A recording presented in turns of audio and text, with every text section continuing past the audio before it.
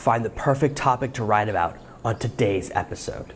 Today's episode is brought to you by Social Pilot, the social media and marketing tool for bloggers and small businesses. Join over 20,000 social media pros at servenomaster.com/socialpilot today. Are you tired of dealing with your boss? Do you feel underpaid and underappreciated? If you want to make it online, fire your boss and start living your retirement dreams now, then you've come to the right place. Welcome to Serve No Master Podcast, where you'll learn how to open new revenue streams and make money while you sleep. Presented live from a tropical island in the South Pacific by best-selling author Jonathan Green.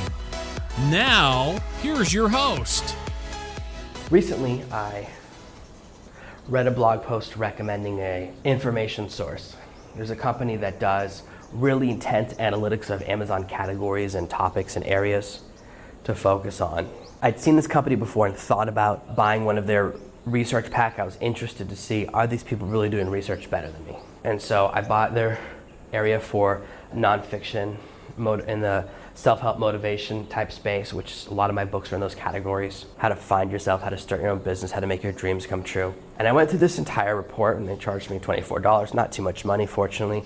At the end, they basically said, every single category is in here too hard, you're wasting your time. I was amazed that they're willing to sell a report that only had bad news. And the person who'd recommended this source is another author who I follow some of the stuff that she talks about and writes about. She's a successful author, but she's a heavily fiction author. So I know that the report she read was a fiction report, different. This place has about 30 fiction reports and only 2 nonfiction reports. As I was going through the report from this person who's supposed to be the greatest source of analysis, the expert on really researching Amazon, I discovered a lot of mistakes in the report.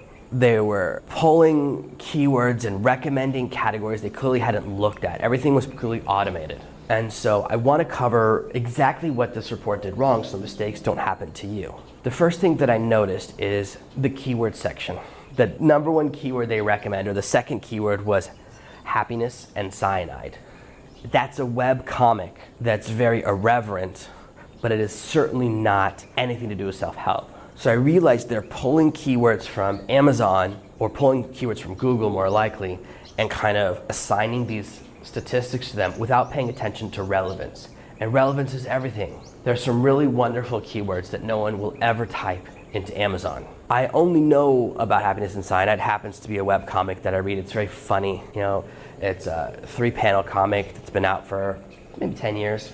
Very reverent, very much targeting my generation, the millennials. As you know, I'm the oldest you can be and still be a millennial. What I found so fascinating is that I looked at the other keywords and realized, just by looking based on my experience, that most of these keywords were garbage. I could tell they weren't real search terms, that they were either the specific name of a book or they were the name of something specific outside of Amazon. And a keyword like happiness isn't very useful. It's too broad. Unless your book is called Happiness, you're wasting your time. And happiness is a huge niche on Amazon, so it's not one worth targeting anyways. I then noticed that they really harped on it. They said, the best of the categories we recommended, of all the ones we looked at, is journal writing. And you can look at it yourself right now if you want to. It's inside of the self-help space. Self-help subcategory is journal writing. And I said, I've seen that category before. I don't think it's a good one.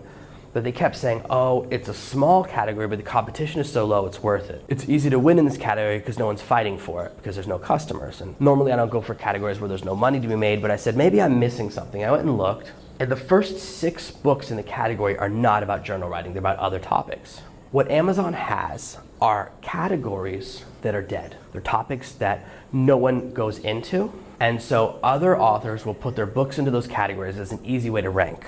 If you put your book in the microscopes category and you sell 1 book a month, you'll be an Amazon bestseller in the microscopes category because no one buys books on microscopes. There are very few people that want to read a book that just has stories about 100 different microscopes. Another dead category, if you're interested, is the business etiquette category.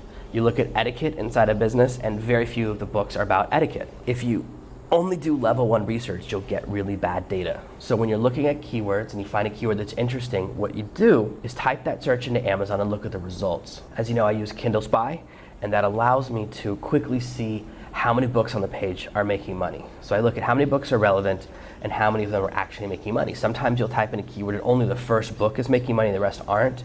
That tells me it's a false positive. It tells me that the first book happens to rank for that term, but it's not a term people search and then they're buying a bunch of stuff for. That's what we're really looking for. And when you're looking at categories, you want to look for categories where there are actually books about that category there. The other thing I noticed is they then began to recommend categories that I would never go after because they're so hard. There are categories where you have to sell 100 books a day to be in the top 20. That's very hard to get to on Amazon. It's very hard to sell that many books a day. You have to have a huge following, you have to build something very big, and it takes a lot of work to get there. What I look for in a category really are, I like the 20th book. I want the first book to be ranked something kind of achievable. I want it to be below 10,000, and I want the 20th book to be below 30,000. That's what I really look for. That's the sweet spot. That tells me, okay, if you're number one, you're gonna make a lot of money, and if you're doing okay, your book will still be on the front page. Your book will still be there where people look for it. To really sell a lot of every book a day, you have to start to have 50 or 100 books.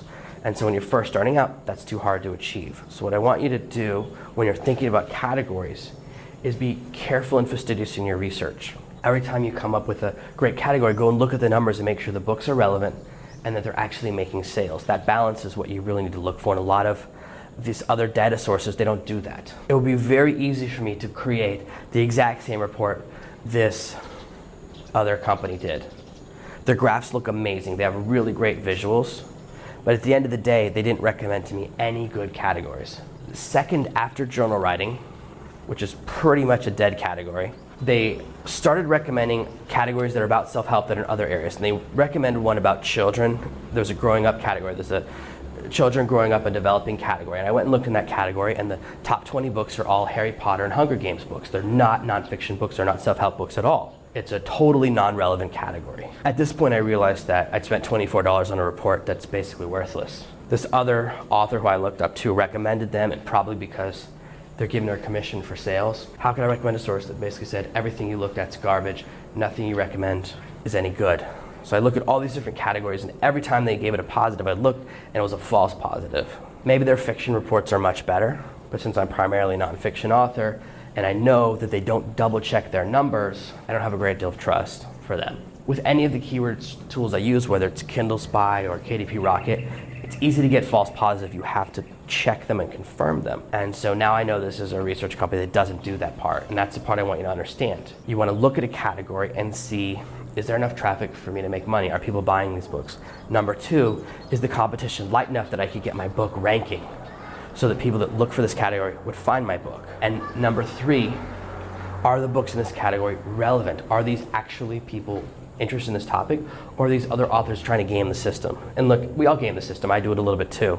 It's just part of the way Amazon works. Until they tighten up a category, there will be non-relevant books, and half the time the wrong books were put there by Amazon anyways. The authors didn't actively do it. So when you're trying to find that perfect category, when you're trying to find that perfect topic, really put in the research. The research phase is the most important phase of putting your book together. It's that critical key part of the entire process. And when you do that right, you can put out a book that will make you money for years and years. You want to find that the competition is not too tough, that there's money to be made, and that it's worth your time. And when you have those things together, when those three things intersect, that's when you have the perfect topic for your next book. Thank you for listening to this week's episode of Serve No Master. Make sure you subscribe so you never miss another episode. We'll be back tomorrow with more tips and tactics on how to escape that rat race. Head over to servenomaster.com/podcasts now for your chance to win a free copy of Jonathan's bestseller, Serve No Master. All you have to do is leave a 5-star review of this podcast. See you tomorrow. Thank you for listening to this episode of the Serve No Master podcast. Make sure to subscribe so you don't miss a single episode.